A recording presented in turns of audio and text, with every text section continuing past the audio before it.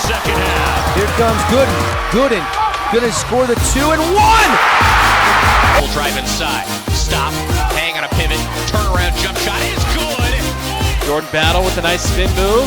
Kicks it down low. Fardon, Big Maple with the finish. What's up, everybody? Another episode of the Straight Outta Whack podcast. As you can see, I have Stephen F. Austin men's basketball head coach Kyle Keller with me. It's all part of hashtag Axum Week as we preview the SFA basketball programs. Kyle, how's the summer been for you? I know that we've talked a little bit and it's kind of been busy and stressful putting together a schedule, I guess, and we'll get to that later. But how's the summer been for you? Oh, it's been great.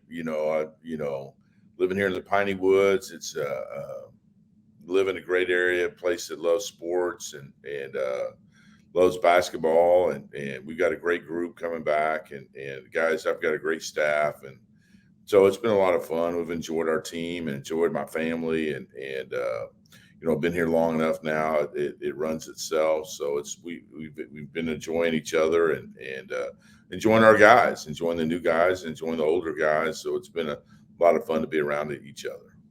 Did you do anything fun this summer? Maybe a vacation or something that Jacks fans, might be interested in hearing about?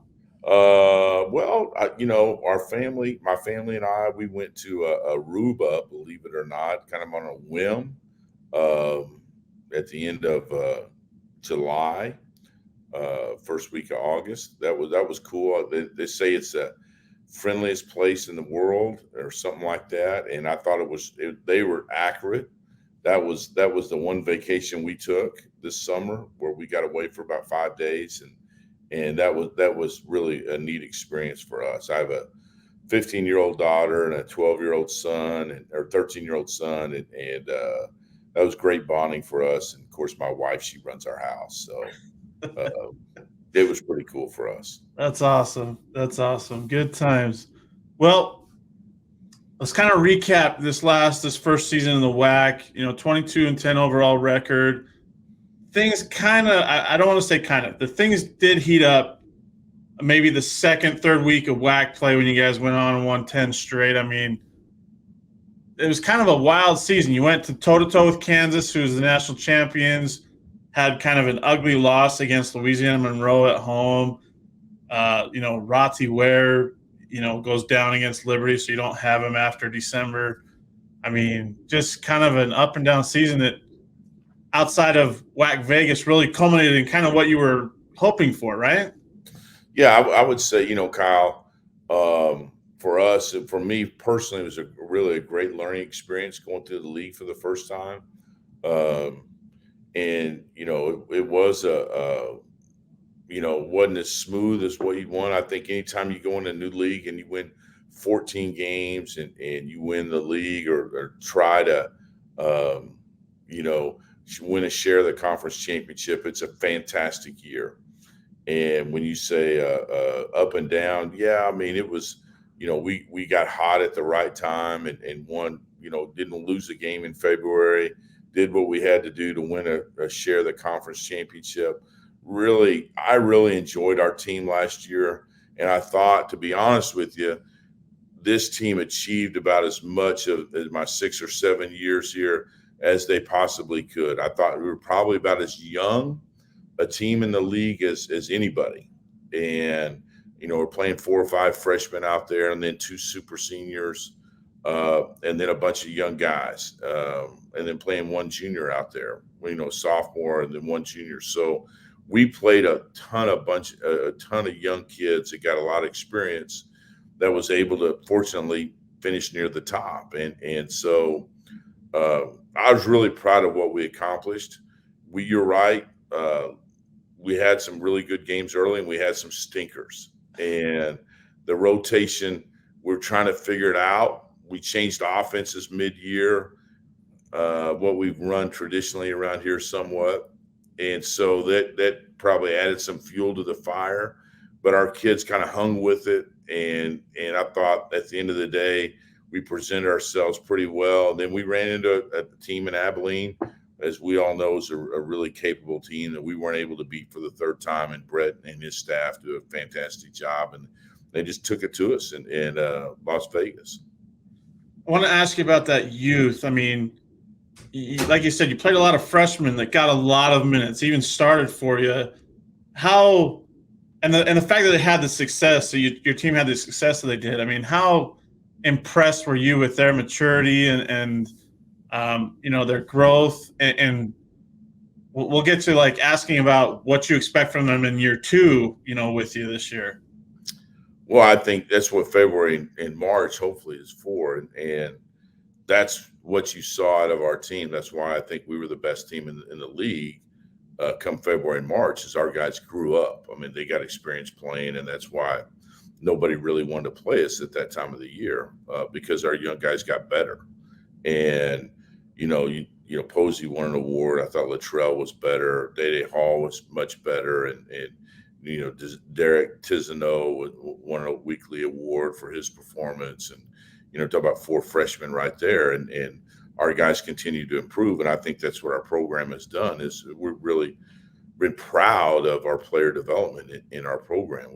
I've got great coaches, like I said earlier, that do a fantastic job of player development, and they work daily on making our players better. And that's what we do a good job in the spring and summer of, like everybody in our league does, I think. And that's what makes our league good, is we don't get the 5 stars in our league, or not many of them. If you do, and you have to and that's what makes the league great. You have to keep developing them and making them better. And, so I think our kids have come to work, and we feel like that, obviously we left some stuff on the table. So see what happens. I want to ask you about, it's interesting when I see guys come back that have had a really solid year to the same school that they were at. I mean, with the transfer portal nowadays, it's guys tend to take off and see that maybe something's greener. There's greener pastures and stuff. You get all these freshmen back. Roti's back. Nigel Hawkins is back. I mean, that's a lot of guys you're getting back, that maybe could have left or could have gone somewhere else. I mean, how nice is that, the loyalty that they're showing to you in the program, you and your staff, and staying at Stephen F. Austin, that, like you said, you had some maybe unfinished business from last year, I guess you could say. Yeah, Kyle, we have we have good habits every day. I think that guys get treated really well here it starts at the top, from our administration and our fans to the coaching staff, and treat our kids right. So the kids enjoy being a student here at Stephen F. Austin. And they work really hard as far as, the expectations are high. And I think they like playing at a place where the expectations are really high, and trying to hang banners. We are bound and determined to get back to the NCAA tournament. Roti Ware came here to go to the NCAA tournament and hasn't been yet because of, first year was COVID, and then his second year was an APR ban, and last year he tore his ACL, and we got beat. And so it's kind of his story, and then we got some other guys that want to go, and we've kind of got an edge on our shoulder, and I think that our players would tell you here in this last week, I kind of stay away from them in the summer. They probably feel my edge on my shoulder a little bit to try to get back to the NCAA tournament. We've had a lot of bad luck around here as far as getting to the NCAA tournament, as far as like those couple of years we haven't been able to participate. And then we got beat a year ago by, like we've talked about. And so we're pretty fueled up as far as being able to hopefully trying to represent being one of the teams, hopefully multiple teams that get to go from our league. I want to ask you about Roti, what you've seen in his recovery, his rehab, and, I've been hearing quite a bit that he's pretty well on track to be ready to go on November 7th. I mean, what have you seen from, this star guard that you have? Yeah, Roti's done good. I think he's ahead of schedule. He's done some live stuff here in this last week and a half. Hasn't gone every day, but he and our trainers, Jacoby Whitaker, and our doctors, and I give all the credit to Roti. Unfortunately, he didn't have the same body type that I have, so he's a little bit thinner, and so his recovery's been a little bit better, and so he's been able to. He's got a great mental fortitude to be able to come back from that torn ACL and PCL, and he's done fantastic. He did some things Monday as far as finishing through contact in a live situation that was great for us to see. And so his leadership is obviously going to be really important to us. When you come back from one of those injuries, it usually takes you about a year to really feel right. But he doesn't have a year. He's got to feel right when we get to January for us to be successful. But he knows what to do. He's easy to coach. The staff calls him my security blanket, and because he's always in the right spot. And we missed him a year ago, but now with some of those older guys that won a lot of games are gone, that we have someone who's a veteran who knows what it takes to win a championship around here. Is there any concern? I mean, like, how do you is it up to you as a coach to kind of manage that, and watch that, or is it more like Great trusting question. the player in his body and stuff like that? Great question. Like I said, he and I and the trainer who's experienced in this, and we sat down a week ago or so and just try to map out some stuff. But it's all about how he feels every day, and he's in probably the best shape he's ever been. I mean, as far as his body, his body fat percentage and things like that, and he looks fantastic. But it's all a function of how does his knee feel? How does he feel? And we're not winning a championship at the end of August here, 1st of September. So do you manage him right to get him through when the games really matter the most? And you want to get him over the hurdle of being bone on bone this time of the year, get him some confidence. But there's no reason for him to go through the stupid drills that we do every day to break those other guys down that he knows he could do in his sleep. So, it's just the management probably of that kind of stuff, right? And I don't need to be too stubborn to where, I make him do some of this stuff that he knows that he could probably coach better than I could.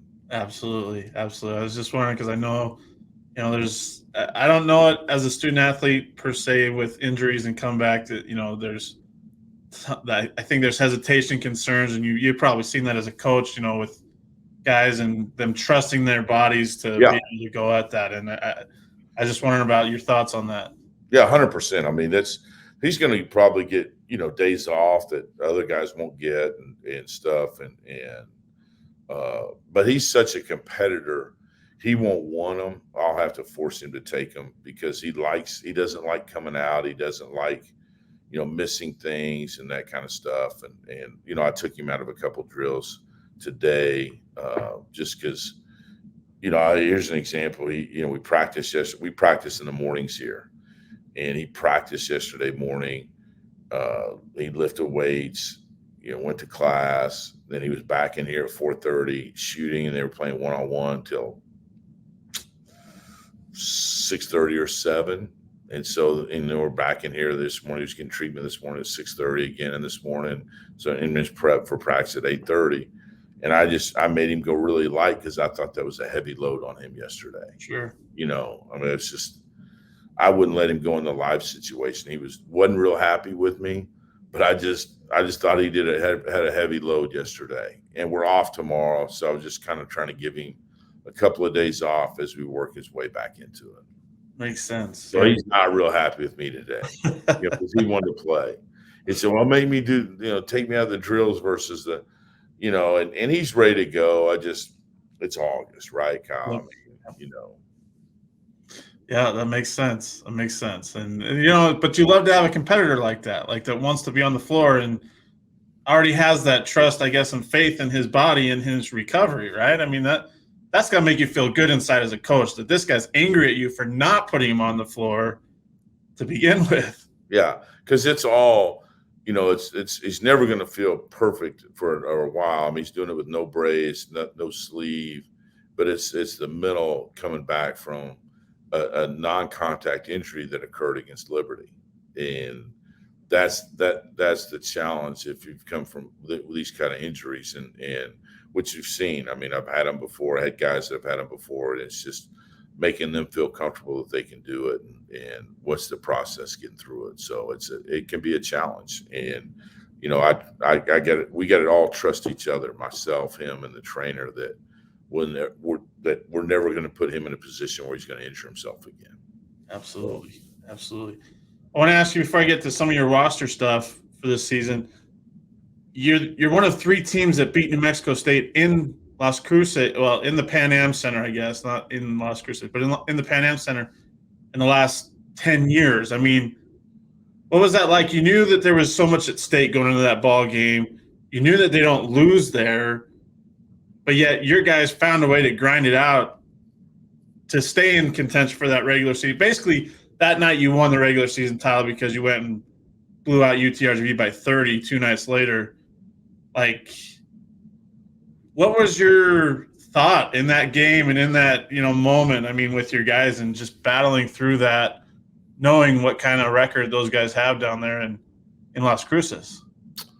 Kyle, I'll be honest with you, we probably feel like they probably felt like when they won at our place, just like, hey, these are 2 Titans, 2 Warriors going at each other, and they won at our place, our chance to return the favor at their place. Like two programs that just go at it and flip a coin who's going to win the game. And, that's just, we felt like we gave one away at our place, and Allen and Rice were terrific at our place against us, and tip our hat to them. Hey, they won that game at our place, and we got to go steal one and get one at their place, and give them a lot of credit for what they did here at our place. We got the 3rd best record in the last decade at home in college basketball at our place, and we've also got the 7th best record in college basketball on the road in the last decade. So we weren't afraid of anybody, and we give a lot of credit to everybody we play against. And, we've won a lot of games. I mean, Kyle, we want to do. So, I mean, it's not like, we're going to be intimidated by where we go. Sure. And, but we have a lot of credit for New Mexico State and everybody else that we play and everywhere we go. But, I mean, it obviously was, we were excited about winning the game, but we didn't necessarily celebrate it because we knew we had one more game to win before we could accomplish what our goal was. And to be honest with you, that if the truth be told, we never came home after that UTRGV game. And when I said to you earlier, hey, I learned a lot, like we never really got to reset the conference regular season championship, come home, let everybody pat us on the back, and then set another goal for the conference tournament. And we should, because you had to buy the plane tickets so far in advance, you never knew where you were going to be. Sure. And I screwed our team by not coming home. And if I could have done all over again, regardless. And I think they're changing it this year where the last game's on Friday versus Saturday, so everybody gets to come home. Yeah. So that makes sense. That makes sense. And I felt bad for our guys because they never felt like they got patted out of boys and patted on the back for what they'd accomplished. And we were on the road for 2 weeks straight. So that was a tough deal for our players. Yeah. Yeah. Speaking of schedule, I'm going to throw this out there now. I think Jacks fans are wondering, when the non-conference slate's going to be released. I know you and I have talked about it a little bit and how difficult it is to get teams to play you. But if there's any game that you can maybe put out there now, that I think Jacks fans would love that. Yeah, I would too. I think my president, my athletic director would be really upset with me if I released partial schedule. Sure. I think that they know we're going to Ruston. I think that's been released. Isn't that right? So I think they know we're going to Ruston. I think that's in December. Trying to think of what other game that's been released. Yeah, I know you're going to Canada. You're going to Canada, right? Thanksgiving. So we'd love a lot of they haven't been to Montreal. We'd love our fans to go with us to Canada at Thanksgiving. That'll be a heck of a tournament. I will say this, Kyle, in the way athletics is moving in the NCAA, there's a lot of chatter about so many different things, right? And the transformation of NCAA basketball and maybe try to limit, like the college football playoff, the limiting of eliminating the little man in college basketball. And I can't foresee that happening. I just don't. But, that would ruin the David versus Goliath, the great story that's said on CBS and TBS now and True TV. But it's made it really challenging for schools that I think on the upper echelon of the mid-major levels, like, I would consider a lot of teams in our league to get those Power 5 games, because the way that the scheduling works with the nets and how scheduling is played out for the power rankings and get into the NCAA tournament, it does not help anybody that's in a 2 or 3 class in the nets for anybody in the one group, to play us in the 2 or the 3. So it's become really challenging for us to get any Power 5 games that we've been able to get some in the past. Fortunately for me, I had a good friend, Bill Self, play us last year that you referenced earlier. But it's really, really, really difficult. Unless you got to stop beating up on those Power 5 teams when you play them, and you got to stop going toe to toe with them on their own home floor. I mean that I'm just being facetious there. No, I know. I mean, it's a challenge. I mean, this program's won a bunch of them. Since we've been here, we've beaten, Duke and LSU and Baylor, and this program's beaten VCU and West Virginia in the NCAA tournament, and beaten Oklahoma and Memphis. I mean, we're talking about stuff that had been done in the last decade. I mean, just fantastic wins that have occurred, and for I think it's really cool, and I get it. Like, I spent 18 years at the Power 5 level. The risk reward is really challenging. And I don't know if we want to get into risk reward about conference seeding, and I'm not ready to tackle that one. I mean, if you want to, we can, but it is a challenge if you're at a Power 5 to play someone such as ourselves or any of the top teams in our league. That's a difficult chore when you put it on the plate as a head coach sitting there. All right, I want to go play in New Mexico State. I want to go play at Grand Canyon or Cal Baptist or Abilene or whoever. Pick one of the top teams in our Seattle. I mean, you want to risk that going out there. I mean, Utah Valley. I mean, all these well-coached teams. It's pick one. I mean, Tarleton last year went toe-to-toe with Gonzaga. I mean, it's a tough chore. Yep. 100% agree. I don't envy being in your position and being in your ops guy's position with all that and putting that together. And we schedule every scenarios that you mentioned. I mean, that's the seating system. It's one of those things. We won't go into it here. We'll talk about that another time for sure. So I want to ask you about your newcomers. You got a couple 6'9" guys you brought in. Montavious Murphy from Kansas State. You got a couple guards that you brought in too. I mean, who's kind of stood out to you in your workouts and, what you're expecting from them, especially with all that you have coming back? How are they mixing in with your rotations? Well, I'll start up front because I think championships are won in the paint. So how about that? And, Montavious Murphy, hadn't played in a year and a half. Recruited him out of high school, went to K-State, started every game as a freshman K-State, and terrific kid, 6'9", 230, does a little bit of everything, and which makes it fun. Our front line is totally different than with Kinsmill, because Kinsmill is an unbelievable layup maker, and you could get him around the basket, he could make a layup, and these guys that we have now, trying to get them to make more layups, and they can all shoot jump shots. So, and they're pretty skilled. So it's fun. I mean, they've got great size. This is the biggest team we've ever had. And, we went out with put a lot of expectations on our staff to become bigger, because I thought the league was much bigger than the Southland. And so this is by far the biggest team we've ever had, and not lose our speed, because I think speed is the key to the way we play the game. And, to be able to average, I think 4 of our 6 years we've averaged 80 points a game, and that's important to us to keep playing with speed. And Montavious has averaged like 5 and almost 4 as a freshman at K-State, but hadn't played in a year and a half, and talented and can do a little bit of everything. And the kid who's probably made the most progress since he's been here is the Division II player from Arkansas, who's originally from Florida, Jalil Bobrum, who's 6'9", came in at 265, and now he's lost almost 30 pounds. He's down to 238. So I tell him right now he looks like a swimmer. He's lost so much weight. We told him to get into the 230s by the time they got to October. He's done such a fantastic job with our strength coach as far as losing weight and wanting to be a good player. He'll be hard to keep off the court.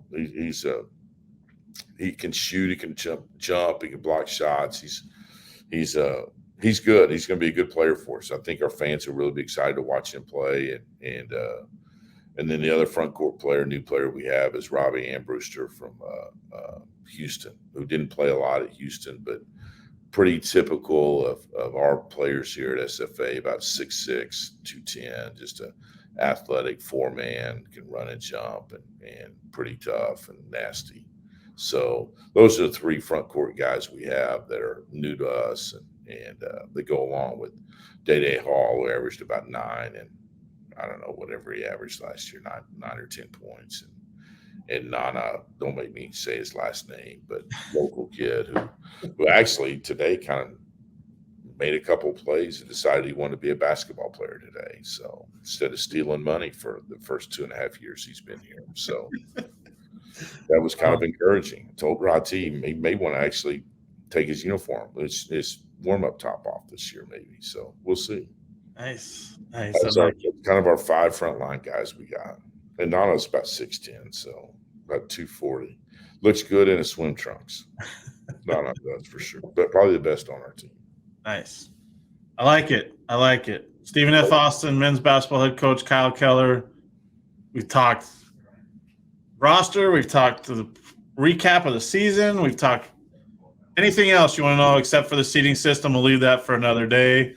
We'll talk St. Louis Cardinals. I know you're not very happy about them. They're on fire right now. You know what? I'm not a Cardinals fan. They are playing well. Obviously, you can see I'm a Cubs fan. That's why I brought it up. You know what? The Cubs have overachieved this year, folks. They have overachieved with no superstars, so I'll live with it right now. That youth is going to pay off. You know all about having a youthful roster that pays off, so we'll run with that.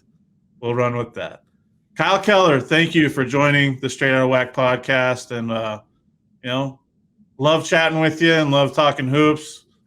And we'll talk to you in October when media day comes around. Where are we doing that this year, Kyle? I don't know. I've been trying to figure out if they're going to do it in Texas or if it's just going to be over the computer again.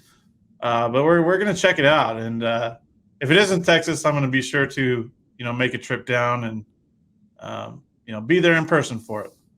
Kyle, I appreciate what you do for our league and promoting our league, and you do a phenomenal job. You draw a lot of interest. You're great for our game and great for the league. So I appreciate all that you do.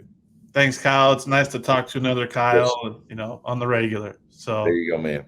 Everybody, enjoy the rest of your week. Follow Whack Hoops Digest for all your Axum content. And we'll see you next time on Straight Outta Whack Podcast. Axum Jacks. Thanks for listening to the Straight Outta Whack Podcast. You can find us on Apple Podcasts, Spotify, and other podcasting platforms.